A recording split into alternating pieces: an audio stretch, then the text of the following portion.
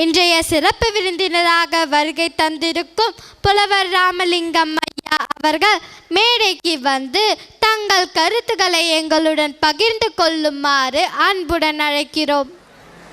MKM மேல்நிலைப்பள்ளியினுடைய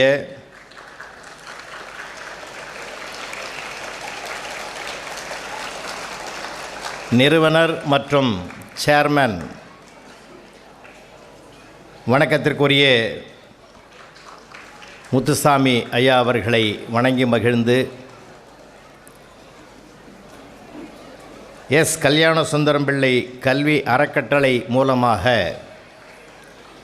மிகச்சிறந்த முறையிலே நடைபெற்று வருகிற இந்த பள்ளியினுடைய தாளாளர் வணக்கத்திற்குரிய திருமதி காந்திமதி அம்மா அவர்களை வணங்கி மகிழ்ந்து, செயலாளர் என் அருமை நண்பர் அன்பு சகோதரர் மு கல்யாண சுந்தரம் அவர்களை வாழ்த்தி, முதல்வர் திருமதி உஷா பரணி மகேஸ்வரி அவர்களுக்கும் என்னுடைய அன்பு வணக்கத்தை தெரிவித்து, இருபால் ஆசிரிய சகோதர சகோதரிகளுக்கும் இங்கே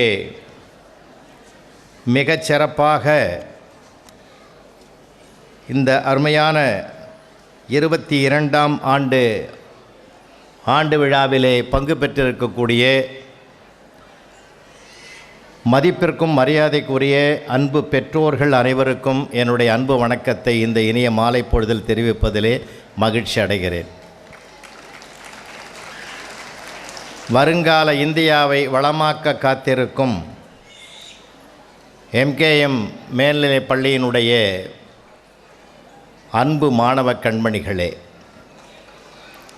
இங்கே இருக்கிற பெற்றோர்களுக்கெல்லாம் ஒரு சின்ன வேண்டுகோள்.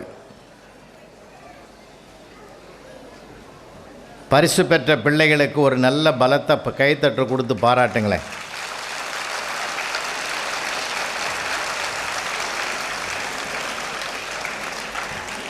நாம் தான் வீட்டில் பாராட்டுறதே இல்லை.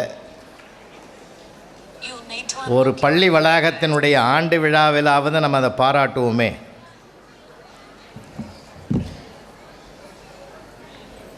கொஞ்சம் செல்ஃபோனை ஆஃப் பண்ணி வைங்க. தயவு செஞ்சு யாரும் குறுக்க நடக்காதீங்க.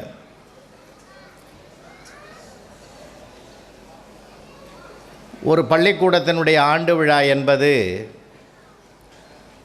அடுத்த ஆண்டு பயணத்திற்கு செல்லக்கூடிய ஒரு ஒத்திகை. அப்படித்தான் 21 ஆண்டுகளாக பயணித்து 22ஆம் ஆண்டு அடியெடுத்து வைத்து வெள்ளி விழாவை நோக்கி நாம் பயணப்பட்டு கொண்டிருக்கிற நேரம் இந்த நேரம். இன்னும் ஒரு 3 வருஷத்தில் 2 வெள்ளி விழா, அடுத்தது பொன் விழா, பவள விழா, வைர விழா என அப்படி பயணப்பட்டு கொண்டே போகக்கூடிய ஒரு பெரிய பாதையை நம்முடைய வணக்கத்திற்குரிய ஐயா முத்துசாமி அவர்களும் திருமதி காந்திமதி அவர்களும் இதை ஆர்வத்தோடும் அக்கறையோடும் செயல்பட்டு கொண்டு வருகிற அழகை நான் பார்க்கிற போது பெருமை அடைகிறேன். இதே காமராஜர் அரங்கத்தில் நான் ஏராளமான மீட்டிங்கில் பேசியிருக்கேன். அரசு விழாக்கள், ஆன்மீக விழாக்கள் என்று பெரிய பெரிய தலைவர்கள் மத்தியெல்லாம் பேசியிருக்கோம். ஆனால் இன்றைக்கு அரங்கம் நிறைந்திருக்கிற பெற்றோர்களை பார்ப்பதிலே ஒரு தனி மகிழ்ச்சி. நான் நிறைய பேசணுன்னு ஆசைப்படலை, இருந்தாலும் சின்ன விஷயங்கள் கொஞ்சம் நினைவுபடுத்த வந்திருக்கேன். ஏன்னா உறவுகள் நிறைந்திருக்கக்கூடிய ஒரு வீடு இப்போது கருவிகள் நிறைந்திருக்கிற வீடாக மாறி போச்சு. எங்கள் பெரியப்பாவுக்கு 16 பசங்க, 16 பெற்று பெருவாழ்வு வாழ்கின்றது நிறைவேற்றின மனுஷன். இத்தனைக்கு அவர் போஸ்ட் மாஸ்டர், வெளியிலையும் டெலிவரி வீட்லேயும் டெலிவரி. யாராவது ஒரு 10 பையனுங்க 6 பொண்ணுங்க. ஒரு பையனுக்கு யாராவது பேர் கேட்டாங்க, பெரியம்மாவை கூப்பிட்டு அந்த 8ஆம் நம்பர் பையனுக்கு பேர் சொல்லுன்னுவார். எந்த ஆணுக்கும் நினைவாற்றல் கிடையாது, பெண்ணுக்கு மட்டும்தான் நினைவாற்றல் அதிகமாக இருக்குது. நான் எங்கள் வீட்டம்மாவே பார்ப்பேன். அங்கங்கே வெளியில் தான் பார்த்தோன்னா 2 in 1 பார்த்துருப்பேன். எங்கள் வீட்டில் அம்மா 4 in 1 அது. கை சமையல் பண்ணிக்கிட்டே இருக்கும், வாய் என் கூட பேசிக்கிட்டே இருக்கும், கண்ணு பேத்திங்க ஹோம்ஒர்க் எழுதான்னு பார்த்துக்கிட்டே இருக்கும், காது சீரியலை கேட்டுக்கிட்டே இருக்கும். எதுவும் தடைப்படாது. இப்போ ஐயா நம்ம முத்தம்மையா இருக்கார், கல்யாணசுந்தரம் இருக்கார், நான் இருக்கிறேன். எங்களை யாராவது பார்க்கறதுக்கு விசிட்டர் வந்தாங்கன்னா ஹாலில் உட்காந்து பேசணும்னா முதல்ல நாங்கள் டிவியை நிறுத்திடுவோம். எங்களுக்கு எந்த டிஸ்டர்பன்ஸும் வரக்கூடாது. 1000 பிரச்சனைகளுக்கு மத்தியிலும் எழுச்சியோடு இருக்கிற ஒரே ஒரு ஜீவன் பெண்மணியை தவிர உலகத்தில் கிடையவே கிடையாது. அதனால்தான் தாயிற் சிறந்த கோவில் இல்லை, நான் தந்தை சொல் மிக்க மந்திரம் இல்லைன்னா, அன்னையும் பிதாவும் முன்னறிய தெய்வம்னா, எழுத்தறிவித்தவன் இறைவன் ஆகும்னா. எங்கள் கிராமத்தில் ஒன்று சொல்லுவாங்க, எல்லாம் 2 அறை சரியாக இருந்தால் விட்டா சரியாக போடணுவான். அப்போ எனக்கு அது தெரியல, இப்போ தான் தெரிஞ்சுது வளர்ந்த பிறகு. அந்த 2 அறைன்றது என்னன்னா, ஒன்று கருவறை, இன்னொன்று வகுப்பறை. இந்த 2 அறையும் சரியாக இருந்தால் ஒரு பையனோ ஒரு பெண்ணோ உலகத்துக்கு வந்துடுவாங்க. இங்கே இருக்கிற பெற்றோர்களை நான் வணங்கி கேட்குறோமா, இப்போ இருக்கிற ட்ரெண்டு ஒன்று ரொம்ப நெருக்கடியான காலம். நாங்கள்லாம் பிள்ளையாக இருந்த காலத்தில் நாங்கள் பார்த்து கேட்டது வேறு, படித்தது வேறு, பார்த்தது வேறு. கேட்குறத விட படிக்கிறத விட பார்க்கறது உடனே பதியும். ஆனால் இன்றைக்கி பிள்ளைகள் பார்க்கறது எல்லாமே பதியக்கூடாதுன்னு நம்ம பயப்படுறோம். அந்த காலத்தில் பாசத்தை பார்த்தோம், நேசத்தை பார்த்தோம், நட்பை பார்த்தோம், உறவை பார்த்தோம், பக்தியை பார்த்தோம். இப்போ ஒரு குத்தூசி மாதிரி கையில் வச்சிங்கன்னு எல்லாரையும் சக்கு சக்கு சக்குன்னு குத்தி அவனை சாவடிக்கிற காட்சியை தான் பார்க்குறோம். ஒரு நாளைக்கு அதை கையில் எடுத்து நம்மளையே குத்திடுவானோன்ற ஒரு பயம் கூட வந்திருக்குது. இப்போது இதில் ப்ரைம் வீடியோவில் வேறு போட்டு விடுறான். நம்ம போய் பார்க்கணுன்னு கூட அவசியம் இல்லை, வீட்டில் உட்காந்துனே பார்க்குறோம். இப்போ சமீபத்தில் முந்தா நாள் ராயன்னு ஒரு படம் பார்த்தோம். அந்த படத்தை எதுக்கு தான் எடுத்தான், என்ன காரணம், என்ன சொல்ல வர்றான், ஒரு மண்ணும் புரியல. ஆனால் ஒன்று, நிறைய பேரை சாகடிக்கிறான். இப்போ இதையே திரும்ப திரும்ப எல்லா படங்கள்லேயும் பிள்ளைகள் பார்த்தான்னா அவன் மனோநிலை என்ன ஆகும்? இன்றைக்கி நம்ம பிள்ளைகளை காப்பாற்றுற 2 இடம், ஒன்று பள்ளிக்கூடம், இன்னொன்று நம்ம வீடு. இந்த 2 இடம்தான் அந்த பையனை பிரச்சனை இல்லாத பாதுகாக்கிற இடம். அதனால் நான் சொல்கிறேன், உங்கள் குழந்தைகளை கண்டிக்கிறத விட ரசிங்க, ரசிங்க. குழந்தைகள் வைரங்கள், அவன் மேலே தப்பு இல்லை. நாம் என்ன கொடுக்குறோமோ அதானே வரும். நம்ம எதை விதைக்கிறோமோ அதானே அறுவடை பண்ண முடியும். அவன் மேலே தப்பே கிடையாது. எந்த பையன் இந்த நூற்றாண்டில் இவ்வளவு சங்கடங்கள் சூழ்ந்திருக்கிற காலத்திலும் அவன் சரித்திரத்தை நோக்கி பயணப்படுகிறான்னா அந்த பிள்ளைகளை பெற்றதற்கு நம்ம பெருமை படனையா? எத்தனை பசங்க 10,000 வாங்குது? 10,000 வாங்குகிற பிள்ளைகளை பார்க்குறோம்ல மேடையில். என்னம்மா எல்லாமே டாப் 10 ரேங்கில் வந்து பாருங்கள் பிள்ளைகள். பெருமைப்படணும். குழந்தைகள் வைரங்கள், அவர்களை திட்டாதீர்கள், தீட்டுங்கள். அதுதான் நம்முடைய செயலாக இருக்க வேண்டும். ரொம்ப ரசிங்க. சின்ன சின்ன விஷயங்கள் தான் உங்களை நினைவுபடுத்துகிறேன். உங்கள் பிள்ளைகளை உங்கள் பிள்ளைகளாக மட்டும் பாருங்கள், இன்னொரு பிள்ளையோடு ஒப்பிடவே ஒப்பிடாதீர்கள்.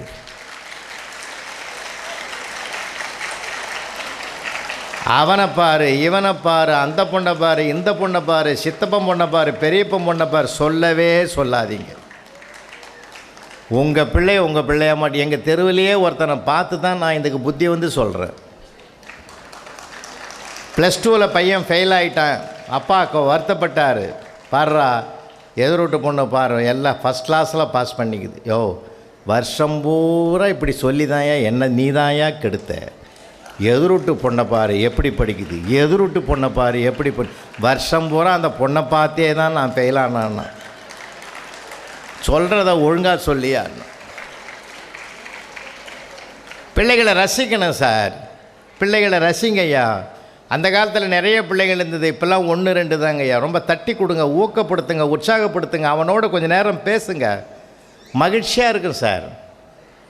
அன்றைக்கி ஒரு பையன் ரியல் எஸ்டேட் பிஸ்னஸ் பண்ணுறவர் ஒரு சோர்வாக உட்காந்துங்கிறாரு ஹாலில். ஸ்கூல் விட்டு வந்தவன் நேராக பையன் அப்படி வச்சுட்டு அவருடைய ஃபேஸ் பார்த்தான். முகத்தை பார்த்துட்டு ஒரு மாதிரி ஆகி, டக்குன்னு சொன்னான், டாடி நான் மேத்தமெட்டிக்ஸில் 100க்கு 100 வாங்கிட்டா நீ என்ன நினைப்பேன்னா, ஹார்ட் அட்டேக்கே வந்தாலும் வந்துருண்டான்னார். அப்படிலாம் உனக்கு வரக்கூடாதுன்னு தான் 20 வாங்கியிருக்கேன்னா. சார் அவர் சோகமாக இருந்தவர் தன்னை மறந்து சிரிச்சிட்டார் சார். நியாயமாக பார்க்க போனால் 20 வாங்கியிருக்கிறேன்னு தெரிவிச்சிருந்தான்னு 2 அறை விழுந்திருக்கும். தனக்கு வர்றதை அப்படியே மாற்றிட்டான் பார்த்தீங்களா, அந்த சீனியை மாற்றிட்டான் பார்த்தீங்களா, அதான் என் பிள்ளை ரசிங்கன்றேன். திறமை வேறு, புத்திசாலித்தனம் வேறு. 100க்கு 100 மார்க் வாங்குறவன் திறமைசாலி, 100க்கு 40 வாங்கினாலும் அவன் வாழ்க்கையில் ஜெயிக்கிறான் பார்த்தீங்களா, அவன் தான் புத்திசாலி. இவனும் தேவை, அவனும் தேவை. நான் கல்யாண சுந்தர் சாரை பார்க்குறேன், என்ன ரசிக்கிறார் சார், ஒவ்வொரு பிள்ளையும் ரசிக்கிறார், தன்னை ஈடுபடுத்திக்கிறார். அதுதாங்க ஒரு பிள்ளைகளுடைய முன்னேற்றத்துக்கு பெரிய பாதையை காட்டும். ரொம்ப ரொம்ப மகிழ்ச்சியாக இருக்கணும். காலங்கள் எப்படிப்பட்ட காலங்கள். நீங்கள் உங்களுக்கு உள்ள பிரச்சனைகள் அது இதுன்னு பேசி பிள்ளைகள் இடத்துல நெருக்கடி கொடுக்க வேண்டாம். நான் 36 ஆண்டுகள் ஆசிரியர் பணியில் இருந்த காலத்தில் நான் பிள்ளைகளை ஒரு ஆண்டு கூட ஒரு பையனை கூட நான் அடித்ததும் கிடையாது. அந்த நினைவில் இல்லை எனக்கு. ஏன்னா அன்பை கையில் எடுக்கணும்னு உலகம் பூரா பேசிட்டு வரேன். அதில் இந்த ஆண் குழந்தை பெண் குழந்தை 2 பேருக்கு வித்தியாசம் இருக்குது. நான் நிறைய சர்வே பண்ணி வச்சுருக்கேன். அதை தான் 4 புத்தகங்களை வகுப்பறை அனுபவங்கள்னு எழுதினேன். இங்கே கூட பாருங்கள், அந்த அறிவிப்பாளர்களாக 2 பிள்ளைகள் வந்தாங்க பாருங்கள், என்ன அழகாக பேசுகிறாங்க. அந்த ஆங்கில உச்சரிப்பு என்ன அழகு இருக்குது. அந்த டீச்சர்ஸ் நான் பாராட்டுறேன். ஒரு நல்ல பயிற்சி கொடுத்துருக்காங்க. அதை இந்த பிள்ளைகள் இங்கெல்லாம் பங்கு பெறும்போது வெளி உலகத்துக்கு போனாங்க, வாழ்க்கையில் ஈஸியாக ஜெயிப்பாங்க. நான்லாம் நிறையா பிள்ளைகளை ரொம்ப ரொம்ப பாராட்டுவேன். குறையில்லாத மனிதன் கிடையவே கிடையாது. அதை குறைத்து கொள்ளாதவன் மனிதனே இல்லை. குறையர் யாருக்கு இல்லை? பிள்ளை பாவன் என்ன பண்ணுவாங்க. ஆனால் பையனுக்கும் பொண்ணுக்கும் வித்தியாசம் நிறையா இருக்குது. ஒரு கேள்விக்கு ஆன்சர் தெரிஞ்சாதான் ஒரு பொண்ணு எழுதும். தெரியாட்டாலும் பக்கம் பக்கமாக எழுதுகிறோம் நம்மால் தான். நிறைய பேப்பரை பண்டில் பண்ணி வச்சுக்கிறேன். நான் ஒரு தடவை கேட்டிருந்தேன், பூகம்பம் எப்படி வரும்னு கேட்டிருந்தேன். எந்த பொண்ணும் எழுதலை. பாவம், வன்முறை பிடிக்காது பெண் பிள்ளைகளுக்கு. அது எதுவும் கையை வைக்கல, அட்டன் பண்ணவே இல்லை. ஆனால் நம்ம பையன் எழுதுகிறான், வானம் வெடித்து சிதறும், பூமி பிளக்கும், கடல் கொந்தளிக்கும், பெருக்கெடுத்து ஓடும் வெள்ளத்தில் எங்கள் தமிழையா முதலில் போய்விடுவார்னு என்ன எழுதிட்டான்.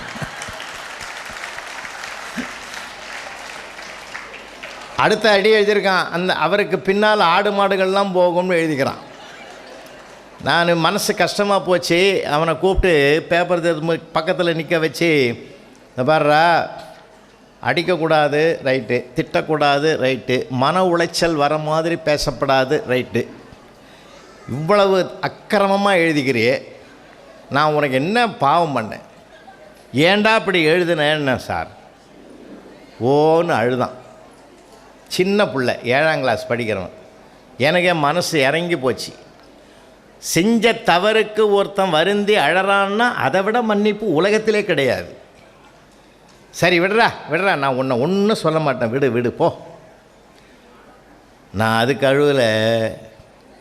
பின்ன எதுக்குடா அழுதேன்னு, நீ படித்து பார்த்து திருத்துவேன்னு நான் நினைக்கவே இல்லை.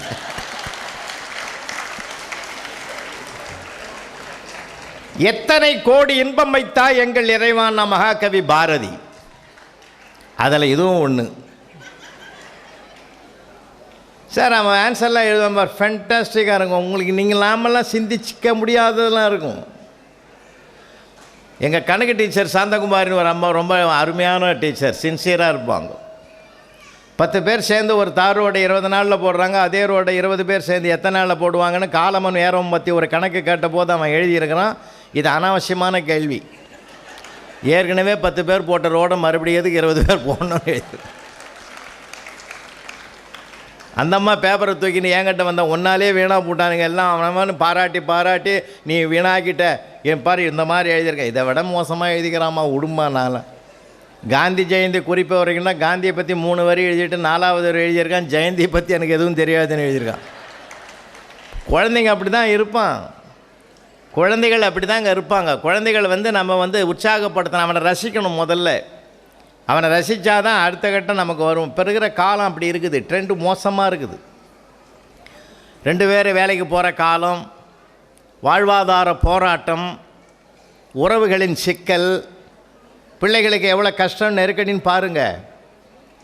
ஒரு ஃபங்க்ஷனுக்கு போகிறதுக்குன்னா கூட எவ்வளோ பிரச்சனை இருக்குது. உலகம் மாறி போச்சு. இப்போது அதை விட எல்லாத்தை விட மோசமானது இப்போ உள்ளங்கையில் உலகம் வந்துடுது, செல்ஃபோனு. இது வந்த பிறகு யாரும் பேசுறதில்லைன்னு ஒரு முடிவுக்கு வந்துட்டான் இல்லையா? பிள்ளையை கொஞ்சிய காலமெல்லாம் போய் செல்லை பார்த்து பேசுகிற காலமாக போச்சு. வருத்தத்தோடு சொல்கிறேன். நம்ப மாட்டீங்க, 12:30 மணிக்கு ராத்திரி ஒரு அம்மா எழுந்து மேக்கப் பண்ணுது, பவுடர் அடிக்குது, பொட்டு வைக்குது, எல்லாம் செய்யுது. வீட்டுக்காரன் எழுந்து கேட்டான், அநியாயமாக தெரியல, அக்கிரமமாக தெரியல, இந்த நேரத்தில் எதுக்கடி மேக்கப்? வாயை மூடு, ஃபேஸ் லாக் வச்சுக்கிறேன் செல்லில், அது ஓப்பன் ஆக மாட்டேன்னுது. நான் மேக்கப் போட்டால் தான் அது ஓப்பன் ஆகும் போலக்குது. என் கஷ்டம் எனக்கு தெரியும், உனக்கு தெரியுமான்னு. அவன் சிரிக்கிறான். நீ எதுக்கியா சிரிக்கிறேன்னு கேட்டுது. இல்லை, ஒரிஜினல் மூஞ்சி செல்லுக்கு பிடிக்கல, 10 வருஷமாக நான் குடும்பம் பண்ணுறேனே, என் நிலைமையை கொஞ்சம் நினச்சி பாருன்னா.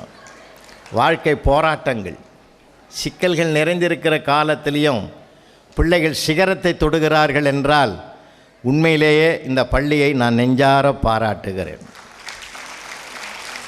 22வது ஆண்டில் கால வைக்கணும்னா அதுக்கு எவ்வளோ பொறுமை, நிதானம், சகிப்புத்தன்மை, வெற்றியை நோக்கிய ஒரு வீறு கொண்ட முயற்சி, இதுதான் முக்கியம்.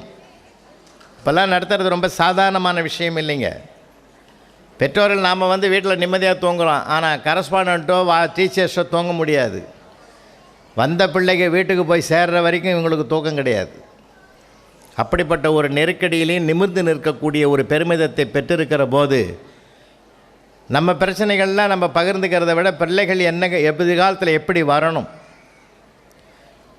இன்னொன்றுங்க, நாம் நினைக்கிறத அவனுக்கு உள்ளே திணிக்கிறத விட அவனுக்கு உள்ளே என்ன இருக்குதுன்னு பார்க்குறதுக்கு ஆசிரியர்களும் பெற்றோர்களும் தயாராகிட்டால் அவன் பெரிய ஆளாக வந்துடுவான். நிறைய உதாரணம் சொல்லுவேன், பிள்ளைகளுக்காக நான் சொல்கிறேன். கேப்டன் கூல் அப்படின்னு பாராட்ட பெற்ற ஒரு ஒட்டுமொத்த மனிதர்களாலும் பாராட்டப்பட்ட பெருமை தோனிக்கு தான் இல்லையா? கிரிக்கெட் உலகத்திலேயே கேப்டன் கூல் என்று பெருமை பெற்றவர் அவர். நீங்கள் நல்லா கவனிக்கணும், அவரை ஆட்டம் ஆடும்போது நான் அதை தான் பார்ப்பேன். நீங்கள் ரன்னு பார்ப்பீங்க, அதை பார்ப்பீங்க, ஸ்கோர் பார்ப்பீங்க, நான் அவனுடைய முகத்தை பார்ப்பேன். 6 அடித்தாலும் ஆர்ப்பாட்டம் பண்ண மாட்டார், 4 அடித்தாலும் ஆர்ப்பாட்டம் பண்ண மாட்டார், அவுட் ஆனாலும் ஆர்ப்பாட்டம் ஆக மாட்டார். தன் நிலையிலிருந்து சிறிதளவு கூட மாற்றமில்லாமலேயே அந்த டீம் எப்படி ஜெயிக்க வைக்கிறதுன்ற ஒரே தலைமை பண்பில் தான் அவர் பயணம் பண்ணுவார். அவர் யார் தெரியுமா உங்களுக்கு? சென்ட்ரல் கவர்மெண்ட்டில் ட்ரெயினில் பரிசோதகர், டிடிஆர். அவர் ஆரம்ப காலத்தில் ஒரு ட்ரெயினில் டிடிஆராக இருந்தவர். அந்த போஸ்ட்டை ரிசைன் பண்ணிவிட்டு பெற்றோர்கள் சம்மதத்தோடு கிரிக்கெட் மேட்சுக்கு உலகத்துக்கு வந்தார். இன்றைக்கு உலகமே பாராட்டுகிற அளவுக்கு ஒரு இடத்தை பிடிச்சிருக்கிறாருன்னா அவருக்கு உள்ளே இருந்த ஆற்றல் அது. உங்கள் பிள்ளைகளுக்கும் அந்த மாதிரி திறமை உள்ளுக்குள்ளே இருக்குது. அதை பார்த்து நீங்கள் ஊக்கப்படுத்துங்க. அன்றைக்கி ஒரு அம்மா சொல்லுது, நீ கலெக்டர் ஆகணும், ஐஏஎஸ் ஆகணும், ஐபிஎஸ் ஆகணும், டாக்டர் ஆகணும். அவன் ஓன்னு அழுகுறான். ஏன்டா அழுகுறேன்னா, நான் ஏதாவது ஒன்று ஆக சொல்லு. ஒரே ஆள் எத்தனை இவ்வளவும் ஆக முடியும்? ஏன்னா நம்ம ஒரு பெரிய நெருக்கடி, அங்கே பாரு, அது பாரு, இதை பாரு, இல்லை நம்ம பிள்ளை நம்ம பார்ப்போம். அவனுக்கு அதனால தான் அவனுக்கு என்ன அற்புதங்கள் இருக்குது தெரியுமா பிள்ளைகளுக்கு? ஏன்னா இன்றைக்கி இருக்கிறது ரொம்ப பேக்ரவுண்டு பின்னணி சரியில்லை அவனுக்கு. இப்போது அம்மா இந்த தமிழ்நாட்டில் நடந்த ஒரு நிகழ்ச்சி உங்களுக்கு நினைவுபடுத்துகிறேன். நடந்த நிகழ்ச்சி, 4th ஸ்டாண்டர்டு கிளாஸ் டீச்சர் அந்த பிள்ளைகளுக்கு ஒரு கட்டுரை போட்டி வைக்கிறாங்க. கட்டுரை எழுத சொன்னாங்க. என்ன கட்டுரை தலைப்பு தெரியுமா? கடவுள் என் எதிரில் வந்தால் என்ன வரம் கேட்பாய். இதான், கடவுள் உன் எதிரில் வந்தால் என்ன வரம் கேட்பாய். எல்லாம் எழுதி முடிச்சிட்டான். வெள்ளிக்கிழமை இது. வெள்ளிக்கிழமை எழுதி முடிச்சிட்டான். எல்லாத்தையும் பேப்பர்லாம் பண்டில் பண்ணிக்கினாங்க, வீட்டுக்கு போனாங்க. வெள்ளிக்கிழமை முடிஞ்சு, சனிக்கிழமை முடிஞ்சு, ஞாயிற்றுக்கிழமை காலையில் டிஃபன் சாப்பிட்டுட்டு அந்த அம்மா பேப்பர் திருத்தலான்னு ஒரு பேப்பரை எடுத்தாங்க, பிரித்து. அவன் எழுதினதை படித்து பார்த்துட்டு ஓன்னு அழுதாங்க. அங்கே பக்கத்தில் உட்காந்தா செக்ரட்டரியேட்டில் ஒர்க் பண்ணுற அவங்களுடைய ஹஸ்பண்டு ஏமா அழறேன்னார். இந்த பையன் எழுதிருந்த படிச்சுதங்க மனசு கேட்கல. என்ன எழுதியிருக்கான்? கடவுளே, நீ என் எதிரில் வந்தால் என்னை செல்போனாக மாற்றிவிடு. ஏனென்றால் பெற்ற பிள்ளையை கொஞ்சி மகிழ வேண்டிய தாய் எப்பொழுதும் தன் உள்ளங்கையிலேயே செல்போனை வைத்துக்கொண்டு சமைக்கும்போதும் சரி, பார்க்கும்போதும் சரி, பேசும்போதும் சரி, செல்போனையே பார்த்து பார்த்து சிரிக்கின்றாள் என் அம்மா. ஒருவேளை நான் செல்போனாக மாறிவிட்டால் இந்த சுகத்தை அனுபவிப்பேன் அல்லவா? கடவுளே, என்னை செல்போனாக மாற்றிவிடு.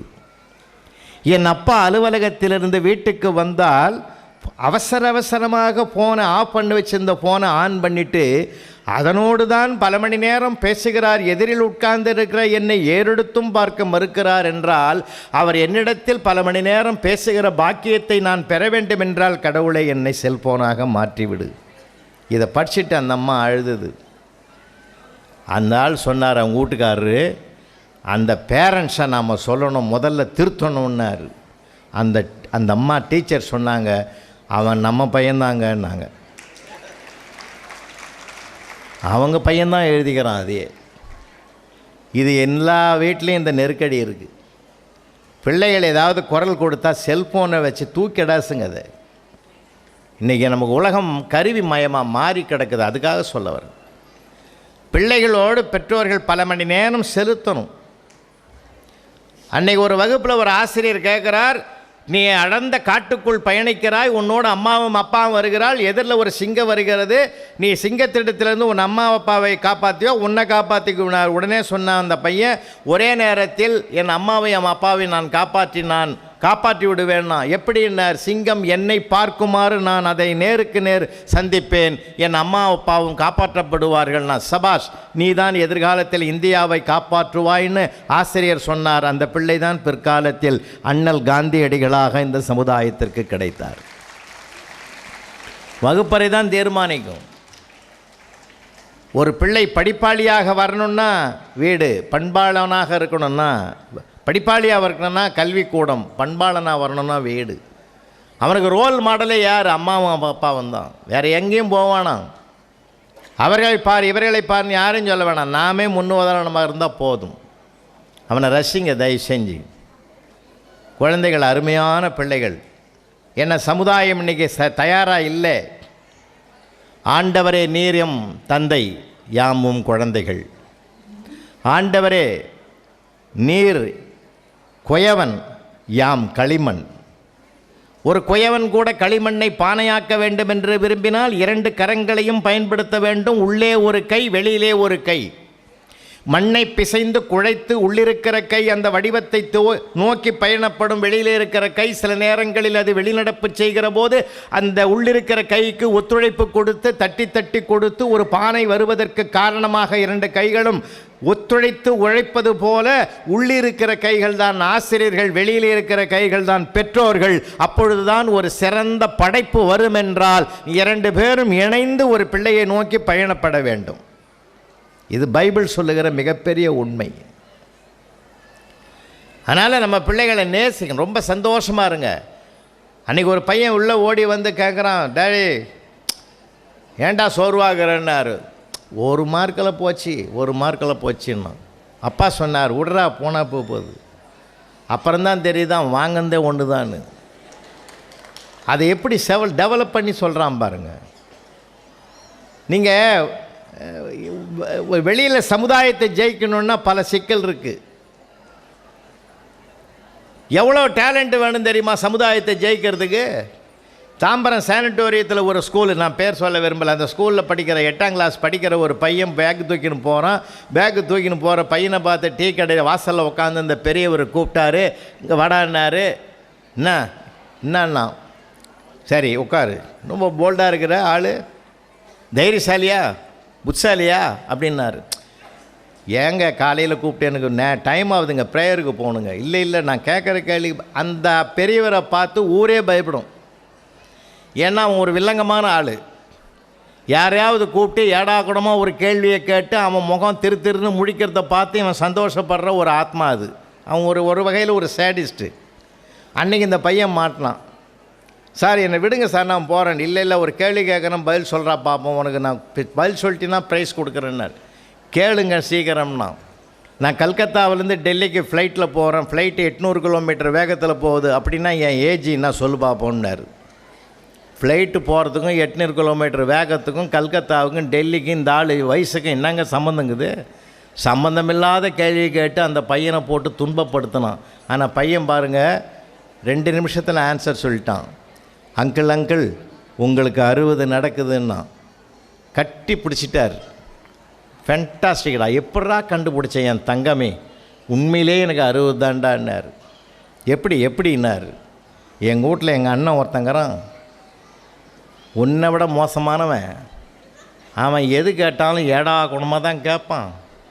நாங்கள் எல்லாரும் அவனை பேர் சொல்லி கூப்பிட மாட்டோம், அரக்கு இங்கே வாடான்னு தான் கூப்பிடுவோம். அவனுக்கு வயசு 30.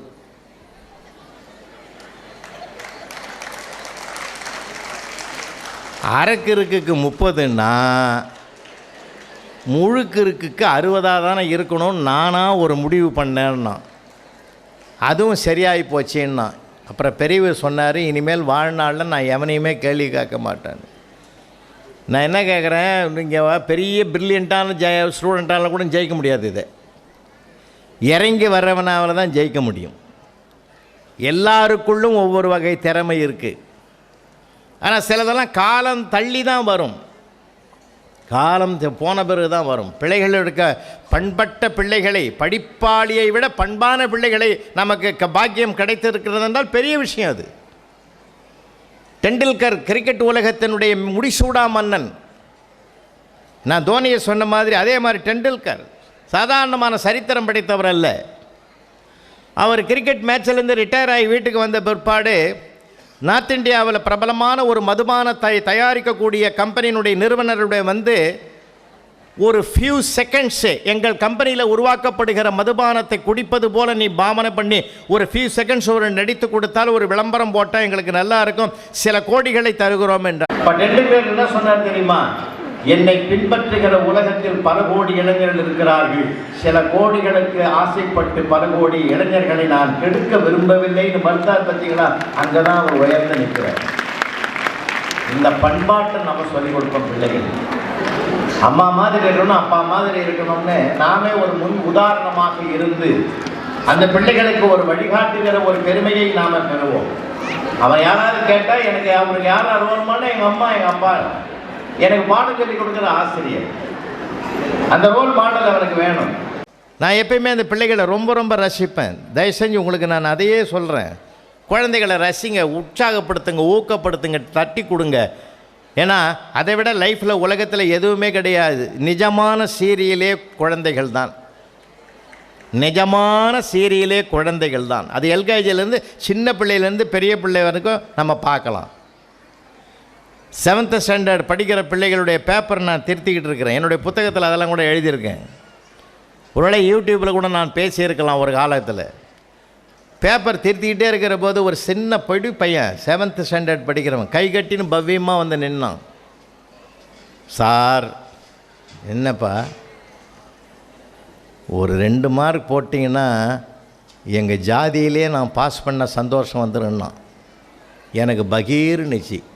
2 மார்க்குக்கு ஏதோ ஜாதியில் தான் கொண்டாடுறாங்க, என்ன ஆகுமோ ஏதாகுமோன்னு பயந்து போய் போட முடியலதாண்டா 33ஓட நிறுத்தியிருக்கிறேன். இல்லை சார், எங்கள் வம்சத்திலே பாஸ் பண்ண சந்தோஷம் வந்துடுது சார், என் வம்சத்தில் யாருமே பாஸ் பண்ணல 7th. சரி போட்டு தொலைகளான்னு நினச்சேன். அதுக்குள்ளே அவனை சப்போர்ட் பண்ணுறதுக்கு இன்னொருத்தன் வந்துட்டான். என்னடா ஐயா கிட்ட பேசிக்கிட்டு இருக்கேன், ஐயா ரொம்ப நல்லவர் தெரியும் அந்த பள்ளிக்கூடத்தில், அவன் வார்த்தையை கவனிங்க, பள்ளிக்கூடத்திலே ரொம்ப நல்ல மனுஷன் அவர் தான்டா, அவருக்கு போய் தொந்தரவு பண்ணுற என்ன கேட்ட? அவன் 2 மார்க் கேட்டேன் சார்.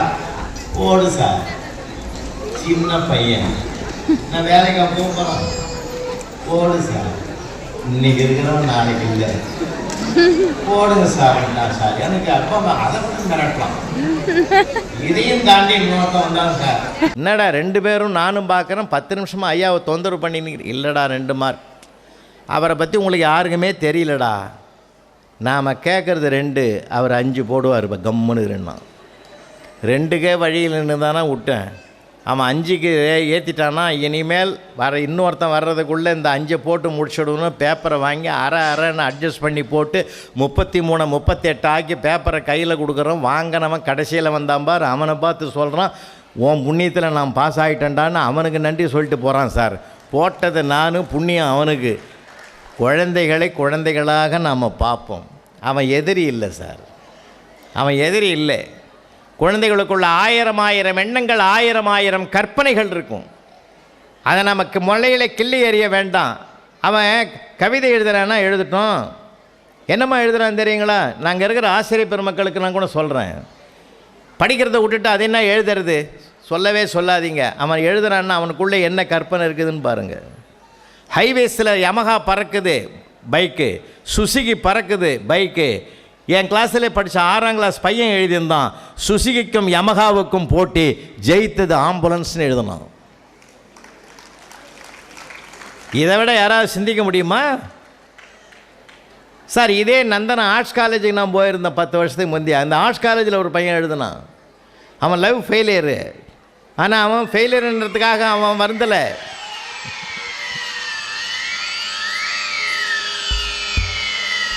என்னாச்சு? என்னப்பா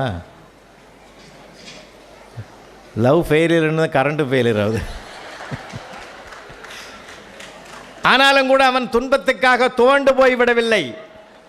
அந்த துன்பத்தை கூட மாற்றுகிற மருந்தாக தன் மனதிலே ஒரு மகிழ்ச்சி இருக்குதுன்றது அவன் எழுதின கவிதை எனக்கு ரொம்ப ஈர்த்தது. எங்கேயுமே நான் பார்க்கல அந்த மாதிரி கவிதையை. வள்ளுவன் காலத்திலிருந்து வாழுகிற கவிஞர் வைரமுத்து வரைக்கும் பார்க்குறான். அந்த மாதிரி ஒரு படைப்பு யாரும் படைக்க முடியாது. அவன் எழுதினான் பாருங்க, அந்த தோல்வியை கூட எப்படி ரசித்து எழுதினான். நான் சைக்கிளில் வந்தேன், அவள் அன்பே என்றாள். நான் பைக்கில் வந்தேன், அத்தான் என்றாள். காரில் வந்தேன், நீதான் என் கணவன் என்றாள். அத்தனையும் வாடகை என்றேன், அண்ணா என்றாள் எழுதினான். அப்போ அவன் சமுதாயத்தை எப்படி கணக்கு பண்ணி வச்சிருக்கிறான். அதனால தான் நான் கேட்குறேங்க, ஒவ்வொரு பிள்ளைகளுக்கும் ஒரு உற்சாகம் இருக்கும், ஒரு விளையாட்டில் இருக்கும், ஒரு இசையில் இருக்கும், ஒரு நாடகத்தில் இருக்கும், ஒரு நாட்டியத்தில் இருக்கும், ஒரு பாடலை கவிதையில் இருக்கும். அவனுடைய படிப்பு வேறு, படைப்பாற்றல் வேறு. ஒருவேளை படிப்பு வேலை தராவிட்டாலும் அவனுடைய படைப்பாற்றல் வருங்காலத்தில் வேலை கொடுக்கிற ஒரு இடத்துக்கு அவனை கொண்டு வரும். ஆகையினால் அவனுடைய படிப்பாற்றலையும் வளர்க்கணும், படைப்பாற்றலையும் வளர்க்கணும். அதனால்தான் நான் மீண்டும் சொல்கிறேன், பெற்றோர்கள் இன்றைக்கி தூக்கி நிறுத்தி அழகு பார்க்குற சமூகத்திலே பலர் இல்லை. ஆனால் அக்கறையோடும் ஆர்வத்தோடும் பிள்ளைகளை அரவணைத்து கொண்டு பயணப்படுகிற 2 இடம், ஒன்று பெற்றோர்கள் வீடு, இன்னொன்று கல்வி கூடங்கள். அந்த வகையில் நம்முடைய MKM மெட்ரிக் மேல்நிலை பள்ளி என்பது மிகச்சிறந்த அருமையான எஜுகேட்டடான பெற்றோர்களை பெற்றிருக்கிறது. நல்ல வலிமை வாய்ந்த பிள்ளைகளை பெற்றிருக்கிறது. சாதனையாளர்களை உருவாக்க வேண்டுமென்று, சரித்திரம் படைக்க வேண்டுமென்று பாடுபடுகிற முன்னேற்ற சிந்தனை மிக்க நிறுவனர், தாளாளர், செயலாளர், முதல்வர் என்று அனைத்து பேரும் ஒருங்கிணைந்த ஒரு ஒட்டுமொத்த ஒரு கூட்டணியாக செயல்படக்கூடிய ஒரு சிறப்பு இந்த பள்ளி வளாகத்தில் இருக்கக்கூடிய மிகப்பெரிய அழகு என்றால், என் அன்புக்கும் பாசத்திற்கும் உரிய பெற்றோர்களே, நான் மீண்டும் உங்களிடத்தில் ஒரு வேண்டுகோளாக வைப்பது, சீரியலெல்லாம் பார்க்காதீங்க. பெரும்பாலும் எந்த சீரியல் நம்மளை வழி நடத்துது? சீரியலை நிறுத்துங்க. அதை விட ஒரு கொடுமை உலகத்திலேயே கிடையாது. திரும்ப திரும்ப அதில் என்ன வருது?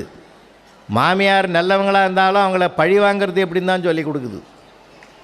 இந்த சீரியலையே பார்த்து பார்த்து பழகி போன ஒரு மருமக தம் மாமியார் ஆட்டோ முடியல, அந்த அம்மாவுக்கு ஆட்டோவில் தூக்கி போய் டாக்டர்கிட்ட விட்டது. டாக்டர் ஃபஸ்ட் எய்ட்லாம் பண்ணி பார்த்துட்டு, நல்ல வேலைம்மா 5 நிமிஷம் லேட்டாக வந்திருந்தேன்னா கூட அந்த அம்மாவை காப்பாற்றியிருக்க முடியாதுன்னு. அப்போ சொல்லுது அந்த அம்மா, சீரியலை பார்த்தனுடைய தாக்கம் பாருங்கள். நான் அப்போவே சொன்னேன் ஆட்டோக்காரங்கிட்ட மெல்லமாக போடான்னு. அவன் சீக்கிரமாக வந்துட்டான்னு. அதனுடைய உள்ளத்தில் இருக்குது. சீரியல் நாசம் பண்ணுது சமுதாயத்தை. அவன் எழுதுகிறவன் காசு பணம் சம்பாதிக்கிறான், பார்க்குறவன் பூரா பழுது அடைகிறான். அதனால் பொழுதுபோக்காக அதை வைத்து கொள்ளுங்கள், ஒருபோதும் அது பழுது பார்க்காது. இன்றைக்கி நம்ம சுற்றி இருக்கிற நெருக்கடி அதிகம். பிள்ளைகளிடத்தில் பேசுகிறதுக்குன்னு ஒரு அரை மணி நேரம் ஒதுக்குங்க. ஒரு நாளைக்கு அந்த குழந்தையோடு பேசுங்க. முக்கியமாக பெண் குழந்தைகளை வைத்திருக்கிற பெற்றோர்கள் தயவு செஞ்சு தினமும் பெண் பிள்ளைகளிடத்தில் பேசுங்கள். நீங்கள் பல வருடங்கள் பேசாமலேயே இருப்பதனால்தான் 20 வயதுக்கு மேலே இன்னொருவன் பேசுவதற்கு ஆரம்பிக்கிறான். நீங்கள் காட்டாத அன்பு வார்த்தைகளை அவன் போலித்தனமாக செல்போனில் பேசுகிறதுனால தான் பல விளைவுகள் தடுமாற்றங்கள் ஏற்படுகிறது. ஆரம்பம் முதல் நீங்களே அன்பாக பேசி வந்தால் சத்தியமாக உங்கள் பெண் குழந்தை உங்கள் பெண்ணாகத்தான் இருப்பாளே தவிர வேறு எங்கேயும் போவாது. இது உண்மை உண்மை உண்மை. பிள்ளைகளோடு பேசுங்க. இன்னொன்று, எப்போ பார்த்தாலும் குறைய சொல்லாதீங்க. எப்போ பார்த்தாலும் நீ அப்படி தான் பண்ண. ரெண்டாவது, ஒரு பையன் இருப்பான் ஒரு பொண்ணு இருப்பான், 2 பேரும் கம்பேர் பண்ணாதீங்க. பெண்ணும் ஒன்று தான் ஆணும் ஒன்று தான், 2 பேரும் சரி நிகர் சமம். அந்த பார்வையில் நீங்கள் வழி நடத்துங்க பிள்ளைகளை. அவன் அப்படி தான் பண்ணுவான், நீ ஏன் பண்ண, அதெல்லாம் சொல்லாதீங்க. தவறு யாரிடத்தில் சின்ன சின்ன குறைகளை கூட பெரிதாக பார்க்காதீங்க. இப்போ நான் கேட்குறேன், இப்போ எனக்கு குறை இல்லையா? யாருக்கு குறை இல்லைங்க? சபரிமலைக்கு 40 நாள் விரதம் இருந்து போகிறவனே அங்கே வேண்டாம், அறிந்தும் அறியாமலும் செய்த பிற தவறை பொறுத்துக்கிடான்னு. அறிந்து செய்கிற தவறு வேறு, அறியாமல் செய்கிற நம்ம அறியாமலே சில தவறு வரும். இப்போ 2019 சிங்கப்பூருக்கு நான் போயிருந்த லிட்டில் இந்தியாவில் என்னுடைய தலைமையில் பிரம்மாண்டமான தமிழர் திருநாள் விழாவை கொண்டாடி விட்டு நாங்கள் ஊருக்கு வந்த பிற்பாடு என்டையர் லாக்டவுன், வேர்ல்டு ஃபுல்லாக லாக்டவுன், இன்டர்நேஷ்னல் ஃப்ளைட் ஃபுல்லாக ஸ்டாப் பண்ணிட்டான். சிங்கப்பூரில் இந்த நிகழ்ச்சிக்கு என்னை கூப்பிட்டுருந்த அருமை நண்பர் அருமைச்சந்திரன் பேர். அவர் அவருடைய சொந்த ஊர் நாகப்பட்டினத்துலேருந்து ஒருத்தனை கொண்டாந்து இங்கே ஹாஸ்பிட்டலில் அட்மிட் பண்ணிட்டார். 3rd ஃப்ளோரில் 303வது ரூமில் இருக்கிறான். அவர் சொன்னார், ஃப்ளைட்டில் என்னால் வர முடியாது சார், என்னுடைய நண்பர் நீங்களாவது போய் பாருங்கள், எப்படியாவது கார் எடுத்துன்னு போய் பார்த்துட்டு வந்துடுங்க என் சார்பான்னார். சரின்னு சொல்லிவிட்டு நம்பிக்கையோடு பழமுதிர்ச்சோலையில் பழமெல்லாம் வாங்கிட்டு நேராக போய் 303வது ரூம் லேசாக திறந்துருந்தது. பரவாயில்ல, தொந்தரவு பண்ணாமல் உள்ளே போயிடலான்னு எட்டி பார்த்தா பெட்டில் படுத்திருந்தவர் என்னை பார்த்துட்டு அலறி அடித்து எழுந்தார். சார் படுங்க சார், ஒன்று யார் சார் பல பதற்றமாக எழுந்திருக்க? இந்த மாதிரி பதறி எழுந்ததுனால தான் சார் உங்களுக்கு இந்த பிரச்சனையே வந்தது. நீங்கள் யார், எவர், எப்படி வந்துருக்கீங்க, உங்களுக்கு என்ன ப்ராப்ளம் எல்லாத்தையும் நண்பர் பேசிட்டார், நீங்கள் அப்படியே படுங்க. சார் எதையும் பேசாதான்னு சொல்கிறேன்ல, கம்முன்னு படுன்னு. படுத்துட்டு கொண்டு போன ஆப்பிளை கழுவி தோலை சீவிட்டு 2 பீஸ் போட்டு அவனுக்கு சாப்பிட வச்சுட்டு 2 நாள் ஆச்சு அட்மிட் ஆகி. இப்போ ஹார்ட் பெயின் எப்படி இருக்குதுன்னு கேட்டேன். அதுக்கு அவன் சொன்னான், ஹார்ட் பெயின் இருக்கிறவர் இசிஜி எடுக்க போய்கிறாருன்னா. அப்போ நீ யாருன்னு அவருக்கு துணையாக 2 நாள் நின்று இருந்தேன். இடுப்பு வலி தாங்கலை, பெட்டு காலியாகுதான்னு படுத்தேன்னா. ஏன் இதை முதல்ல நானுன்னு ஆரம்பிக்கும் போதே உனக்கு எல்லாம் தெரியும்னு, இது தெரியுமா உனக்கு? அப்போது இந்த தவறு யாருடையது? என்னுடையது. தவறு என்பது தெரிஞ்சும் வரும், தெரியாமலும் வரும். அதை மாற்றிக்கொள்ளக்கூடிய பக்குவத்தை நாம் பெற வேண்டுமே தவிர சின்ன தவறை பெருசாக்கி காட்டக்கூடிய நிலைமைக்கு நம்ம போகக்கூடாது. அதனால தான் நான் சொல்கிறேன், பிள்ளைகள்னாலே சின்ன தப்பு பண்ணுவாங்க, சின்ன தவறுகள் வரத்தான் செய்யும். ஏன்னா வகுப்பறையிலே பார்த்தீங்கன்னா கூட ஒரு வாத்தியார் போய் கேட்டிருக்கிறான், சார் தகராறுக்கு எந்த ரா சார் போடுறதுன்னு. வாத்தியார் சொல்லிக்கிறாரு, இந்த ரா போடுறா, பெரிய ரா போடுறாது. இல்லை சார் அது எப்படி சரி வருமானா? இல்லை சின்னரா போடு, ஏதாவது ஒன்று போடுறா, அர்த்தம் தெரிஞ்சால் சரிதான்னார். அவன் அப்பயும் போகல. அவர் சொன்னார், சின்ன தகராறாக இருந்தால் சின்னரா போடு, பெரிய தகராறாக இருந்தால் பெரிய தரா போடுன்னார். இவனை சமாளிக்க முடியல. அவன் கெட்டிக்காரன், தகராறு சுமாராக இருந்தால் என்ன சார் போடுறதுன்னு. அதனால் எதுக்கு சொல்ல வரேன்னா, பிள்ளைகளை நம்ம ரசிக்கணும் முதல்ல. அதுவும் பார்த்தீங்கன்னா எல்லாமே லேடிஸ் ஸ்டாஃபாக இருக்கிறாங்க. உண்மையிலே அது இருக்கிறது ஒரு பெரிய சிறப்புங்க. ஏன்னா அவங்க தான் எங்களுக்கு அவங்களுக்கு வித்தியாசம் இருக்குது. எங்களுக்கு கோபம் வந்துடும். அவங்க அன்பை கையில் எடுத்து அரவணைத்து சொல்லிக் கொடுக்குற ஆசிரியைகள் சகோதரிகள் நிறைய பேர் இருக்காங்க. அதனால் அவங்களுக்கு என்னுடைய அன்பான பாராட்டுக்கள். ஏன்னா டீச்சர் சொன்னாங்கன்னா அந்த பிள்ளைகள் எல்லாமே அவங்கள தான் முன்னுரிமைப்படுத்தும். அதனால் ஒரு அன்பும் அறிவும் பண்பும் பயனுமாக இருக்கக்கூடிய ஒரு நல்ல சூழ்நிலை இந்த பள்ளி வளாகத்தில் இருக்கிற அழகை நான் பார்க்கிறேன். இல்லைன்னா இவ்வளோ பெற்றோர்கள் காமராஜர் அரங்கத்தை 1000க்கு மேலே வந்து அலங்கரிக்கக்கூடிய ஒரு அழகையும் அற்புதத்தையும் இந்த பள்ளி வளாகம் பெற்றிருக்கிறது என்றால் மீண்டும் நான் நினைவுபடுத்துகிறேன். சேர்மன் அவர்களுக்கும் திருமதி தாளாளர் அவர்களுக்கும் நம்முடைய அன்பு தம்பி கல்யாண சுந்தரம் அவர்களுக்கும் என்னுடைய அன்பான வாழ்த்துக்களை மீண்டும் தெரிவிப்பதிலே பெருமையடைகிறேன். 22ஆம் ஆண்டு விழாவை கொண்டாடி மகிழ்கிற நாம் 25வது வெள்ளி விழாவில் கோலாகலமாக இதைவிட ஒரு பெரிய அளவிலே கொண்டு மகிழ்வோம் என்று சொல்லி பிள்ளைகளுடைய கலை நிகழ்ச்சிகள் எல்லாம் இங்கே வர இருக்கிறது. அந்த நிகழ்ச்சியை நாமும் உங்களில் ஒருத்தனாக நாங்கள் இருந்து கண்டு ரசிப்பதற்கு காத்திருக்கிறோம் என்று சொல்லி அனைவருக்கும் என்னுடைய அன்பான வாழ்த்துக்களை தெரிவித்து கொண்டு, ஏன்னா ஒரு நல்ல பிள்ளை என்பது மாபெரும் சபைதனில் நீ நடந்தால் உனக்கு மாலைகள் விழ வேண்டும் என்ற வார்த்தைகளை திரும்ப திரும்ப பிள்ளைகளுக்கு சொல்லிக் கொடுங்க. 1000 பேரை எதிர்த்து வாழலாம், ஒருவரை கூட எதிர்பார்த்து வாழக்கூடாது என்பதையும் பிள்ளைகளுக்கு சொல்லிக் கொடுங்கள். திரும்ப திரும்ப சொல்லிக் கொடுங்க, திரும்ப திரும்ப சொல்லிக் கொடுங்க. நமக்கு பிரச்சனை இல்லாத மனிதர்கள் உலகத்தில் கிடையாது. அவங்க வாழ்க்கைக்கு தகுந்த பிரச்சனை இருக்கத்தான் செய்யும். ஒருத்தர் ஒன்று சொல்லி முடிவு பண்ணுறேன். ஒருத்தன் ஒரு ஞானிக்கிட்ட போனால், நான் வாழ்க்கையே முடிச்சிக்கலான்னு பார்க்குறேன், நிறைய பிரச்சனைகள்னா இங்கே வா அப்படின்னு சொன்னவர் ஒரு டம்ளர் தண்ணி எடுத்தார், 2 ஸ்பூன் உப்பு போட்டு இதை குடினார். அவன் ஒரு வாய் குடிச்சிட்டு துப்பிட்டு, என்னையா உப்பு கைக்குது, இதை போய் குடிக்க சொல்கிறியான்னு அவனை அப்படியே அழைச்சிக்கிட்டு குளத்துக்கு போனார். அதே 2 ஸ்பூன் உப்பை குளத்தில் போட்டார். போட்டு 10 நிமிஷத்தில் அந்த குளத்து தண்ணி எடுத்து கொடுத்து குடிடான்னார். மலமலன்னு குடிச்சிட்டான். நல்லா இருக்கேன்னா, பிரச்சனைகள் என்பது உப்பு மாதிரிடா. உன் மனதை டம்ளராக வச்சுருந்தீன்னா அது பிரச்சனை பெருசாக தெரியும். குளமாக மாற்றிக்கொண்டால் பிரச்சனை கரைந்து போகும். உன் மனசை குளமாக வச்சிருக்க பழகு. யாருக்கு பிரச்சனை இல்லை? ராத்திரி 1:30 மணிக்கு வீட்டுக்குள்ளே பூந்து பாத்திரம் பண்டம்லாம் 3 மூட்டை கட்டுறான். தாத்தா தூங்குறார், பாட்டி தூங்குறார், அப்பா தூங்குறார், அம்மா தூங்குறார். ஃபஸ்ட் ஸ்டாண்டர்ட் பையன் மட்டும் மூழ்ச்சிக்கின்னு என்ன தான் நடக்குதுன்னு பார்த்துங்கிறான். மூட்டையை தூக்க போனால் எல்லாரையும் எழுப்பிடுவேன். என் ஸ்கூல் பேக்கையும் சேர்த்து தூக்கின்னு போகும். ஏன்னா அவனுக்கு பிரச்சனையே அதுதான். அதனால் பிரச்சனை இல்லாத மனிதர்கள் பிரபஞ்சத்தில் கிடையாது.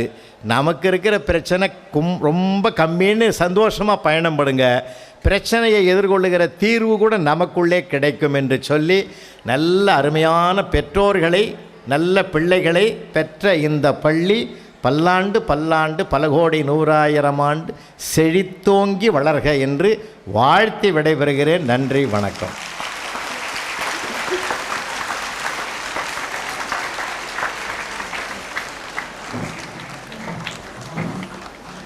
Thank you, sir, for sharing your valuable insights and experience with us, enlightening us with your thoughts and perspectives. We are grateful for your presence and insightful words. Please accept our heartfelt gratitude and sincere appreciation.